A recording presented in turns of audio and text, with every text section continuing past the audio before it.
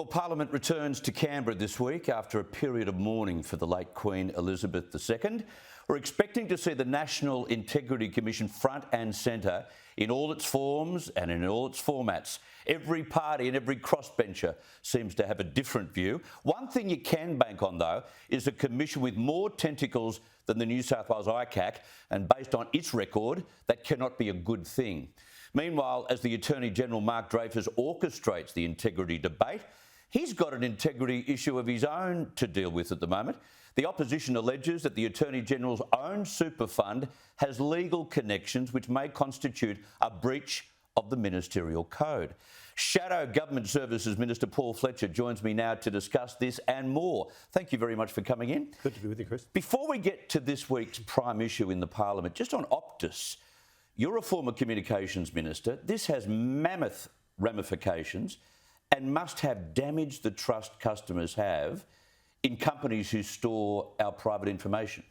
I am a former communications minister, and full disclosure, also a former Optus executive. Right, that's right. And look, this has been obviously a tough few days for Optus, but more importantly for their customers. I think Optus did do the right thing in coming out pretty quickly and advising Australians of this, frankly, before they necessarily had all the details themselves. I think that was the right call. It was about a day after they knew about it, though. Well, they moved pretty quickly, and that's important because, amongst other things, the risk is that if your personal data falls into the hands of unscrupulous people, they might then use it to, for example, try and get control of your bank account. So certainly some of the practical advice in this situation is change your password on your bank account. If you don't have two-factor authentication on your bank account, ask your bank whether you can have it. So that's when, as well as you having to put in a password, then they will, for example, send a text to your mobile phone. So there are two separate means of validation. But look,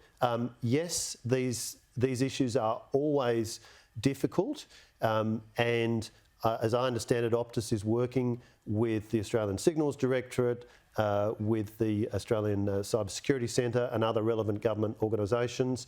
It was a bit surprising that we didn't see Home Affairs Minister Claire O'Neill come out more quickly on this. Because these are issues. I mean, Optus is the second biggest telco. Many millions of Australians have services with Optus.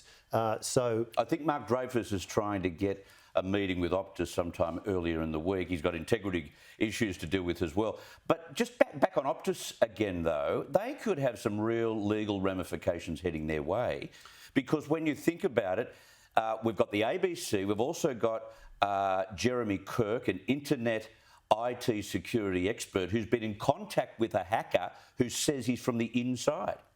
Well, look, I don't want to comment on the details. I've mainly seen what's been in the news. I have spoken to one or two people at Optus, people known to me. I'm aware that Optus is engaging closely with government on this, as they should, the appropriate authorities, including the Australian Signals Directorate. Is it an inside job? I don't have information that allows me to comment on that. The most important thing is protecting customers. Getting that information out is important. Optus has said that people who have concerns should contact the company through their My Optus app or their call centre 133937. And of course, if you do have bank accounts, and most of us do, that online banking, then changing your password is one practical step you can take to reduce the risk. Okay, Integrity Commission, big debate, could be a debate-a-thon as a matter of fact, unless, of course, the opposition turn around and come to some agreement with Labor over the model of an Integrity Commission, and then all of a sudden minor parties, crossbenchers, they get no say. Which way will it go in terms of that, do you think? Well, the first thing to say is, we have supported a Commonwealth Integrity Commission, now known as the National Anti-Corruption Commission. The Leader of the Opposition has made that clear. But there's a lot of detail to work out. One thing that's very important is that we don't see in the House of Representatives the government using these new gag powers they've given themselves to rush this through very quickly. There's a lot of detail that needs to be worked out here. Yeah. What rights will witnesses have when they're called before this commission? Who can refer matters? Is the fact of referrals made public? Because if that happens, we might just see a series of political stunts. Mark Dreyfus, when he was Shadow Attorney General, I think on 7 separate occasions, might have been more, referred matters to the Australian Federal Police. He had a standard practice. He'd go out in front of the cameras. I've referred this to the Australian Federal Police. Each time, the Australian Federal Police said there was nothing there that merited. But reputations get sullied. They do. Through that process. So these are important issues that need to be worked through. They need to be worked through thoroughly. We would certainly not want to see the government using its gag processes in the House of Representatives.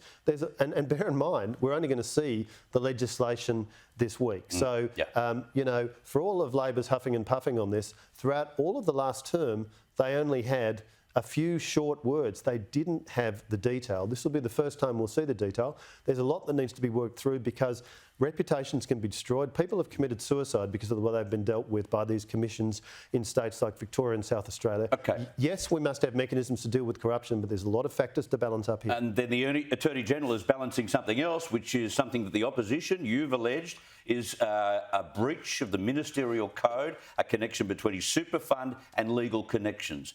How serious is this? Well, we have asked questions about the ministerial code. You know, Anthony Albanese said that his new ministerial code, he said there was going to be strict adherence to it. Now, the code says it has a blanket prohibition on owning shares. We know 3 ministers, in fact, have admitted owning shares. That Christy McBain has admitted that, Bill Shorten has admitted that, Tim Ayres. So, in fact, we haven't had strict adherence. But a second issue is there are very tight restrictions on when you can own managed funds, which in turn own shares in Australian companies. Now, Jed Carney disclosed that she had a series of managed funds which had investments in turn in big healthcare companies like CSL, Ramsay Healthcare and others.